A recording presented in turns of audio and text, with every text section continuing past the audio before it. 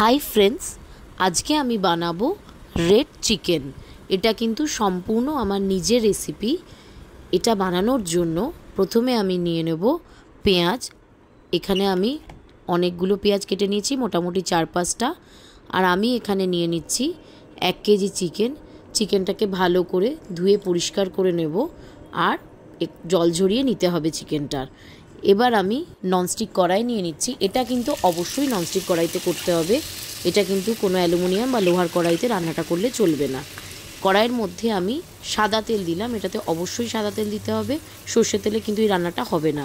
তেল ভালো করে গরম হয়ে যাওয়ার পর আমি পেঁয়াজগুলোকে দিয়ে দিলাম। এবার পেঁয়াজটাকে আমি ভালো মতো ফ্রাই করে নেব।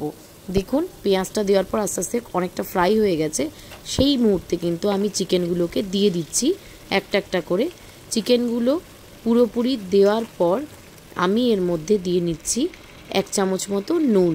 কারণ নুন দিলে ভাজাটা কিন্তু খুব তাড়াতাড়ি হয় এবং ভালো হয়, সেই কারণে আমি নুনটা দিয়ে ভালো করে একটু মিশিয়ে নিচ্ছি। এবার আমি এটাকে কিন্তু পুরোপুরি ফ্রাই করতে থাকবো। চিকেনগুলো ভাজার সময় মাঝে মাঝে কিন্তু উল্টে পাল্টে দিতে হবে, যাতে দুটো পিঠই ভালোভাবে ভাজা হয়। দেখুন ভাজাটা অনেকটা যখন হয়ে যাবে তখন কিন্তু চিকেন থেকে আস্তে আস্তে জল বেরোতে শুরু হবে। এই মুহূর্তে কিন্তু আমি জল মেশাচ্ছি না, এই জলটাই কিন্তু ভালোভাবে মোটামুটি একটু ড্রাই হবে।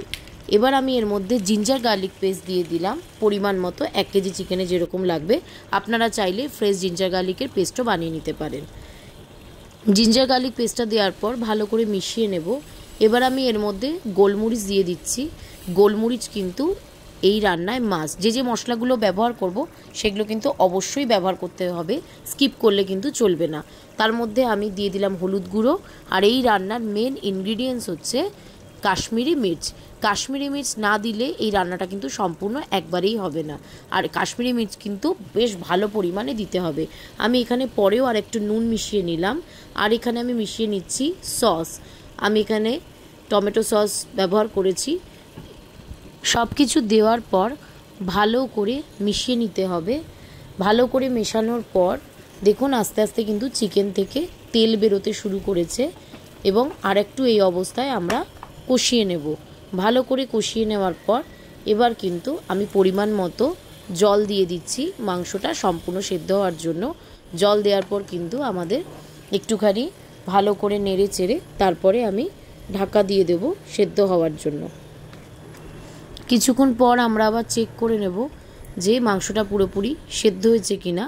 দেখুন মাংস কিন্তু সেদ্ধ হয়ে গেছে। আমি গ্যাসটাকে অফ করে দিলাম।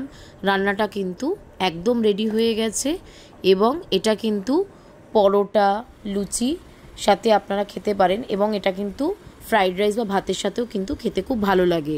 এই রেসিপিটা অবশ্যই বাড়িতে বানাবেন এবং আমাকে কমেন্টে জানাবেন আপনাদের কেমন লাগলো। আর এরকম অনেক ভিডিও পাওয়ার জন্য আমার চ্যানেলটাকে অবশ্যই সাবস্ক্রাইব